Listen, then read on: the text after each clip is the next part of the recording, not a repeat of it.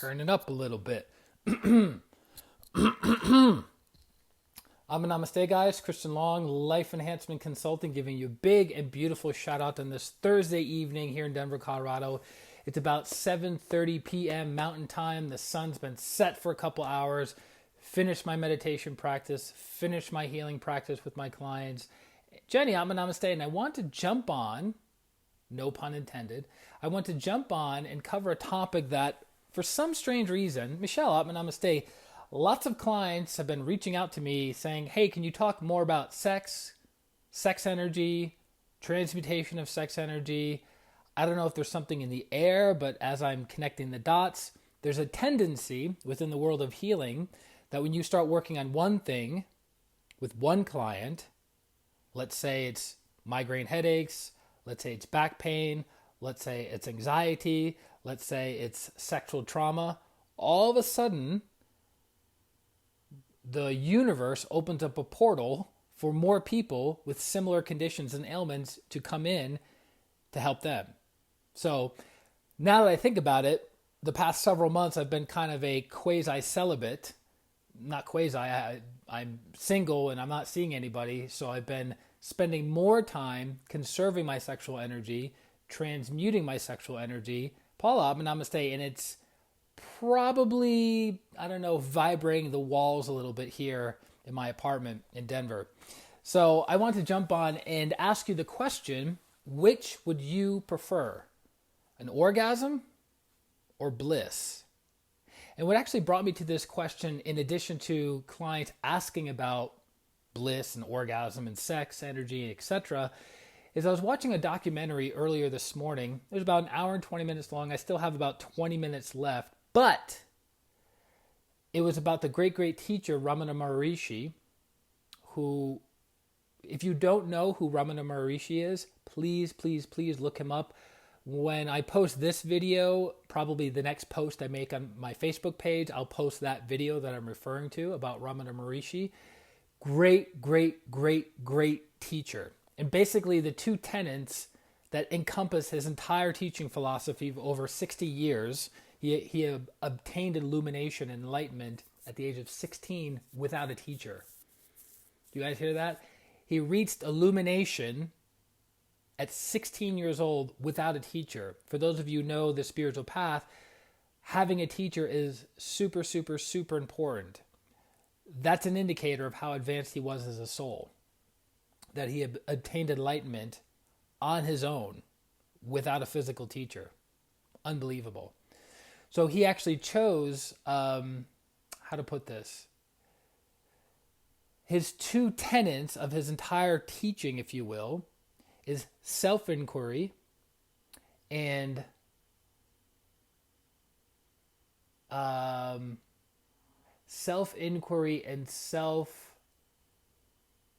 had to do with the detachment, but I want to use the right phrasing. Anyways, I'll send the video on the Facebook page and you guys can see it.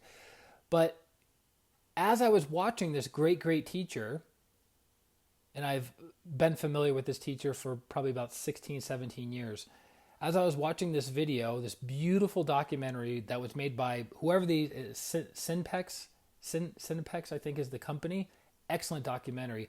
I'm watching these clips and these pictures of this great, great teacher with his disciples surrounding him, and I'm blissing out, completely blissing out. And I'm like, what's going on here? I'm not aroused. I'm not doing anything to stimulate myself, but my heart is like super, super open. I'm like leaving my physical body. I'm kind of losing awareness of my emotions, losing awareness of my thoughts, and I'm just being in the present still moment. And after watching that, a few things dawned on me. Number one, when I knew this teacher 17 years ago, and I received a darshan, Fernando, Namaste, I received a darshan or blessing by looking at the picture of the teacher. All great, great spiritual teachers, Grandmaster Choa Koksui obviously included, all great, great spiritual teachers, when they have their picture, Gage, Namaste, I haven't seen you on in a while, man. As you look at their picture, you receive their energies, you receive their blessings. And one of the secrets, if you will, is you always want to have the picture of the teacher higher than your crown, because then the blessings flow into you. So you want the picture of the teacher higher than your crown. So that obviously that picture on the back wall is further back, so it looks like it's not that much higher, but it's much higher than my crown. Okay, so Lauren, Namaste, as I looked at this teacher, Ramana Maharishi, and I looked at his picture, I had a spiritual experience. This is about 16, 17 years ago. I had a spiritual experience, and it was one of the more profound spiritual experiences in my life. Paul is like, why either or? How about both? We'll get to that. Don't you worry. We're going to tie it all together. No pun intended there either. So I was having this experience of bliss, and I remember that was an intense experience, right? 17 years ago. Well, 17 years later of doing lots of purification, higher meditations, progressing in my career as an energy healer, etc., etc., etc., you would expect a level of involvement and improvement and growth and all this other stuff, right? So as I'm watching his video, I'm experiencing deeper stillness, deeper bliss, deeper joy and expansion, Becca, I'm going to say, than ever before, right? And something occurred to me. The pictures are the same. The videos are the same. The energy is the same from 17 years ago to now. What's different? Me. I'm the factor, right? This is impossible. Your crown is so tall. Yeah. Tall crown heard. Oops. Steven says, hold on, guys. Both choices can allow both when the right questions are asked and perspectives pondered. True. So as I'm reflecting on this, I go, the factor that has changed is me, my purification, my inner conductivity and inner receptivity to the energy that has been constant with this teacher from 17 years ago to now, right? So going back to which would you prefer, an orgasm or bliss, I've had plenty of orgasms in my life, more than I can count. Actually, that's not entirely true. I did at one point in my life count how many orgasms I've had by myself and orgasms with a partner, and you wouldn't even believe the number if I told you. But I'm that kind of guy. I like to track things. I don't know why. It's just, I'm Ray 3. So the 7 rays of creation, I'm Ray 3, and Ray 3 is active intelligence.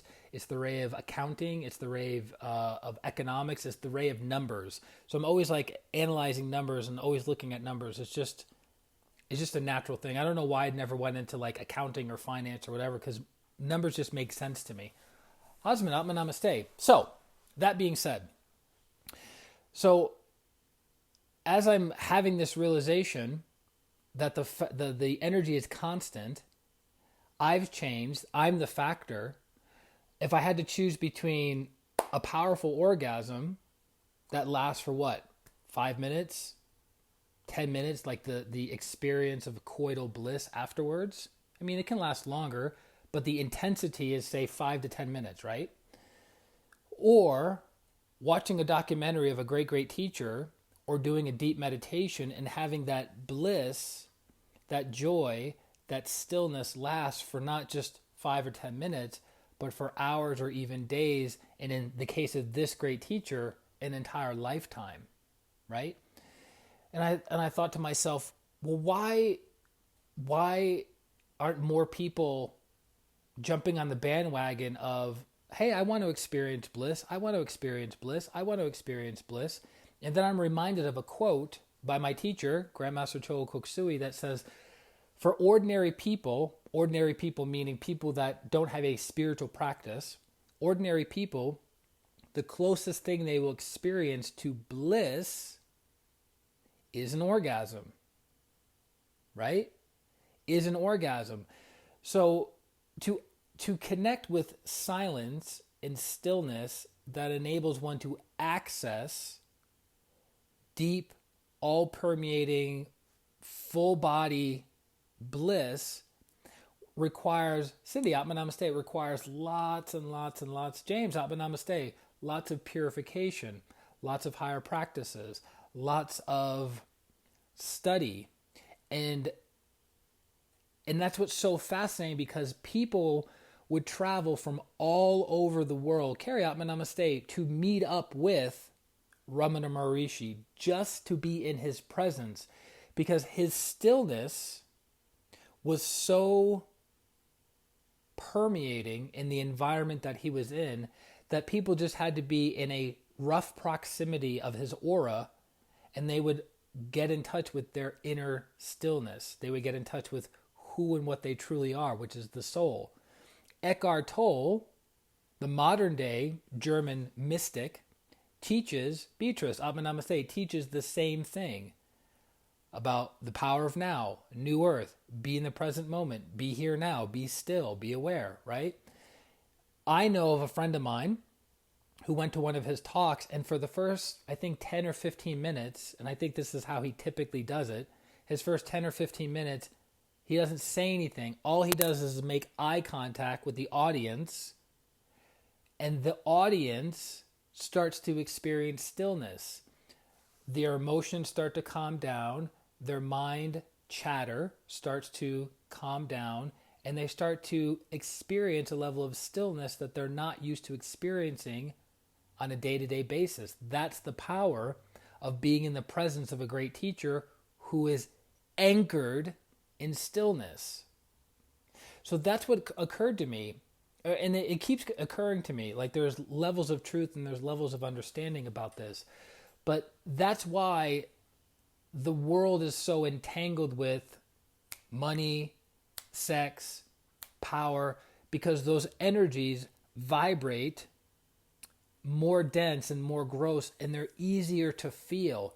It's easy to feel sex energy, right? It's easy to feel it when you have chemistry with someone, right? And the pheromones and hormones are passing back and forth, and you're starting to pair bond with one another. You can feel that on close to a physical level, right? But when you talk about bliss, when you talk about divine ecstasy, when you talk about divine union, you lose people. It goes kind of literally, it goes over their head. Jennifer, Atma Namaste. It goes over their head because the frequency and the vibration of bliss, of divine ecstasy, of the higher energies are very, very subtle and very, very refined. So it's very difficult for the ordinary person to experience that. So what do? We chase, AJ, Atma Namaste, we chase lower vibrational energies because it's familiar. Ronald, Atma Namaste, we can touch it, we can taste it, we can feel it, we can experience it through our five senses. But bliss and divine ecstasy cannot be experienced through the five senses. So if the senses beyond the five senses are not developed, refined, and honed, you can't feel bliss. You can't feel stillness. I'll give you guys a super easy example connected to what I've been taught in pranic healing over the past 16 years. So you have different kinds of energy, right? You have lower vibrational energy, higher vibrational energy. So the color red energy or red prana vibrates slower and the molecules are bigger. So when you project red energy, let's say at somebody's hand, I'm not recommending that you guys do this without proper training, but if you project red energy at someone's hand, they're going to feel it. They're like, yeah, I feel it. My hand's getting hotter. I can feel expansion. Like, yeah. But then if you replace that energy and you project more subtle, more divine, say, violet energy at the person's hand, the molecules are smaller, they're more potent, but it doesn't register the same way. So that's why I think a lot of people have a hard time connecting with this spiritual path and connecting with things that are not so physical.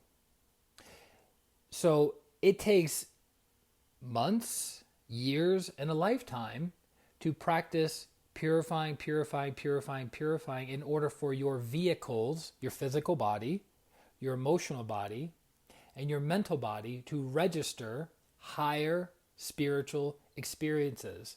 That's why people don't stay on the spiritual path consistently and persistently for 10, 20, 30 years, because they are expecting to experience deep stillness, deep peace, deep bliss, but their bodies aren't ready yet. Their bodies aren't developed yet, right? It's kind of like you don't go from crawling to running, right? There's a developmental stage. You don't go from a child into an adult. You go from a child to an adolescent, to a teenager, to a young adult, to an adult, right? There's a stage of growth and development. Same thing on the spiritual path. So it's really quite fascinating, because I'm like watching this documentary of Ramana Maharishi, and I'm just blissing out. I'm just like gone. Like I'm hearing the words that are coming out of the people's mouths, the narrator and the different instructors that were sharing the teachings of Ramana Maharishi. And it's like I'm getting it on an entirely different level, right? Like my conscious mind is picking up things in here, but it's my higher bodies and my higher awareness that is like really soaking it in. And so I would encourage each and every one of you, whether you've been meditating for the past 20 years plus, or you are looking to get onto a meditation practice or a spiritual practice, I would encourage you to have low expectations in the beginning, right? Low expectations. It's not like, okay, I want to learn this whole meditation thing. I hear it's good for my heart. I hear it's good for my physical health. I hear it helps with stress. I'm going to start. Never mind the levitation. Never mind the telepathy. Never mind all the yogic cities that you can develop through your spiritual practice. Keep it nice and simple, low expectations. Yes, meditating for 20 minutes once a day will definitely reduce your stress, will give you greater mental clarity, and overall improve your life.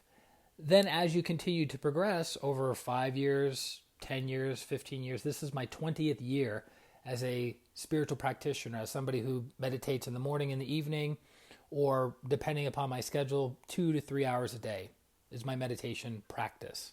That was taught to me by my teacher, Grandmaster Choa Koksui. So you work up to that, right? If you choose to. But then there comes a point in your purification and your development that you're like able to tap into energies and frequencies that you couldn't have comprehended 5 years ago or 10 years ago or 15 years ago. But here's the thing. If you stop, the progress isn't made at all. If you meditate for 6 months and then quit and then start in another 10, 15 years, you lose 10 to 15 years of developing your vehicles, your instruments, to experience the higher frequencies. It's like AM, FM, XM, right? XM can experience the FM and the AM, but AM cannot experience the FM or the XM. Make sense? So you have to continue to refine and purify and develop your vehicles, your physical body, your emotional body, and your mental body to access those energies. So you will reach a point in your development that bliss, an experience of bliss in meditation, will far, far outweigh any ordinary orgasm you would have with yourself or with a partner. Hana, but namaste. But this goes back to what Paula was saying. Why can't you have both? Why can't you have an amazing orgasm? And why can't you have amazing bliss? Elizabeth, Atma Namaste. You can. You can have both. But in order to access both, you need to upgrade yourself. You need to upgrade yourself. Because I did a post about this maybe 4 years ago, and it's kind of a joke. It's true. It's a true post, but it's a little disheartening as a meditation teacher and an energy healer. The post is really funny. It's like, Kashmir, Atma Namaste. It's a post of 3 pictures. The first picture is a cute girl, like a fitness Instagram model, who it's like a joke that says 10 million views. And then it's a picture of a kitten with like a ball of yarn. And then it's like 22 million views, right? The views are just arbitrary. And then the last picture is a person meditating and how to achieve inner peace. And it's like 375 views.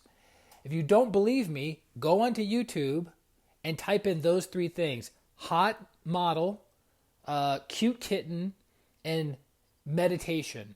And tell me which one has more views. I can guarantee you 1,000% the lowest will be the meditation and the highest will be probably the girl. No, probably the kitten. Kittens are, have more views. But the point I'm making is we give so much importance to the physical world. Patty, I'm going to say to the physical world, right? To money, to sex, and to power, that we never spend a lot of quality time developing our vehicles in order to access bliss. Having bliss and having an orgasm with a person, with a partner, is unbelievable. It's beyond the comprehension of most people on the planet, right? Because many factors need to take place for those two things to happen simultaneously. Both people need to have a certain level of purification. Both people need to have a certain level of development and energy. And both people need to understand about the interplay of energies. And the interesting thing about you connecting with another person intimately or sexually, or even just as a like a fun connection, is that the energy builds back and forth. So as you're projecting good energy to your partner, that good energy is coming back to you magnified, which gives you more energy to give to them. Namaste, which then gives them more energy to give to you. And then, so do you see how the energy constantly is magnified? That's what I'm talking about, of combining bliss with an orgasm. But if you remove the bliss, if you remove the purification, if you remove the development of the individuals, and if you remove the energy factor, then you have an orgasm. It's great, for men, it lasts for probably 5 or 10 minutes. If the woman is open and receptive, the orgasm will last for, depending, it could be a full body orgasm that lasts for a few minutes as well. Avani, Atma Namaste. But after the orgasm is done and the energy subsides, that's it. No more. But bliss that you can experience with another person, or bliss that you can experience through your spiritual practice, through purification, through building up your energy, through character development, through connecting with the I am, the higher soul, the bliss is unimaginable. That's how these yogis in India, Tibet, anywhere in the world, there's yogis all over the world, not just in India. Nisha, Atma Namaste. That's how they're able to be in isolation for a year at a time or decades at a time, because they are grounded in the I am. They're grounded in the light, the love, and the power of who and what they are. So they're experiencing levels of bliss and stillness that the common, ordinary person cannot even fathom. So I'm super, super grateful that I've stayed with my spiritual practice over the past 17 years, from originally watching or experiencing Ramana Maharishi in a book about 17 years ago, to then watching his video today and having a much, much deeper, rich experience than I did 17 years ago. His energy is the same. I'm the factor that's changed. So my encouragement to each and every one of you is do your spiritual practice. Not when you feel like it, not when it's convenient, not when you have all day to do it, or when you go on a retreat in the middle of nowhere for 10 days. Do your spiritual practice every single day, even if it's 10 minutes. I don't care who you are. The President of the United States still has 10 minutes to pull aside and center himself and to practice meditation, pranayama, something, right? So I hope that helps. I hope that encourages you guys. I'll post the video that I'm referring to shortly. Higher levels of awareness. Correct. It's really quite fascinating. It's really quite fascinating because spiritual growth and development is limitless. It is unbounded because it's connected to the soul, and the soul has no limits, right? So just when you think you've reached a level of stillness in your spiritual practice or a level of stillness in your day-to-day life, as you keep practicing, you'll go even deeper, right? And then the stillness that you could only get in a really deep meditation, that becomes your norm, right? That becomes your norm. The stillness that you had in the deepest meditation 5 years ago, that stillness now is your norm. So when you're interacting with friends, with family members, when you're going to work, when you're stuck in traffic, when you're standing in line at Starbucks or whatever you're doing, you have as deep of stillness or deeper than your deepest stillness in meditation 5 years ago. So it never ends. There's always another level, another level, another level, another level. That's why it's so inspiring to do your spiritual practice, because you get to uncover who and what you are. You get to peel away the layers of the onion, the illusion, the maya, the things that you are not. You're not the body, you're not the emotions, you're not the thoughts, you're the soul. So it's really amazing when you tap into it. And I loved, this is the second time I've recently heard this. Ramana Maharishi has said this, and then Satchitananda, another great spiritual teacher, said this when he was doing the commentary on the Bhagavad Gita. And he said, and they both sang that you cannot reach the self through books. You cannot reach the self through books. They point, hey, Renata, namaste. No dinner tonight. I actually had dessert. You missed it. I didn't record it, but I did have dessert. Yes. So my encouragement to you guys is reading is very important. Studying, understanding is very, very important. But you know what's even more important? Practicing.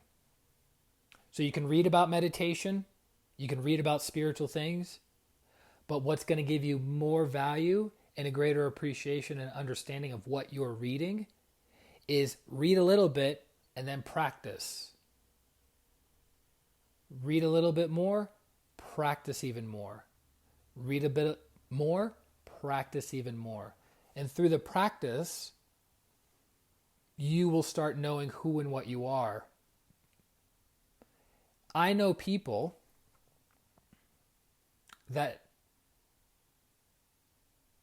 know things as deeply and as comprehensively in a book without ever reading the book, because they have done so much inner work on themselves. They know who and what they are, and they know how to access the energies that provide the answers. Because ultimately, what are we seeking? Are we seeking knowledge? Right? Knowing, like 1 + 1 = 2. Is that what we're seeking? Or are we ultimately seeking the greater understanding and wisdom of the self, of the I am? Right? What was interesting with Ramana Maharishi, because he obtained enlightenment at such a young age, and he transcended the information that was in the books, he would have some of the greatest Sanskrit scholars come to him and want to teach him things or get clarity about this Vedic philosophy principle, right? And all he would do is be still. Because he says by being still, you access the self, and by accessing the self, you have wisdom, you have inner knowing. So it's not so required to like read books all the time, because there are a lot of people that know a lot of things, but they don't embody that thing. Just because you know it, just because you read it, doesn't mean you've understood it, practiced it, and mastered it. So I love that he says that the answers are in the stillness. Renata gets it. Practice, practice, practice. Who are they? Who are those you're speaking about? I'm speaking about Ramana Maharishi, which I'll be posting the video on my Facebook page soon. Beautiful hour-long and 20-minute video. Amazing. Amazing. A great, great spiritual teacher. And then I was also referring to Sat Chitananda, who wrote many books, but one of them was the commentary on the Bhagavad Gita called Living the Gita. Great book, written in the late 80s. Living the Gita. Excellent, excellent book. Highly recommend picking it up. So I hope that helps, guys. I hope that inspires you to do your spiritual practice, not when you feel like it, not when it's convenient, not when you go on a 10-day retreat and then nothing for the rest of the year, but doing your spiritual practice every single day, even if it's just for 10 minutes. That alone will transform you. That reminds me of what Master Ko has said once before. If you want to know more about the subject, teach it. Yeah. You're very welcome. So that being said, for those of you who are looking for healing, for those of you looking for transformation, for those of you looking some kind of coaching, and when I coach people, coaching has become a generic term. And so people kind of tune it out. When you say coaching, they go, yeah, whatever, right? They're tuning it out. They're not actually understanding that there are different kinds of coaches. There's different methodologies of coaching, right? So I'm trying to figure out a different word I can say. A friend of mine uses energy coach. I like that. I think that's clever. Energy coach, because when we do coaching, we're getting awareness and understanding. And through awareness and understanding, we know what to heal to move you forward, right? We can do the healing, we can do the protocol, but if you don't have understanding as to what brought you to where you are, there's a tendency to fall back. So it's very important to get understanding and to get healing. It's not one or the other. Just like Paula was saying about orgasm or bliss. Can't you have both? Exactly. Coaching or energy healing. Can't you have both? Yes. Renata, you're so kind. Dinner is free for our hot tech retreat. Are you suggesting resting me to dinner? Are you suggesting to resting me to dinner? That doesn't make sense, Renata. Are you talking on your phone? Both, please. Both, please. Yeah, exactly. So I hope that helps my clients who've been asking me about orgasms, about sex energy, about transmutation, about bliss. I have to make a video for one of my clients tomorrow around this. I'm treating you to dinner? Oh, that's not... Wait a minute. You owe me a dinner.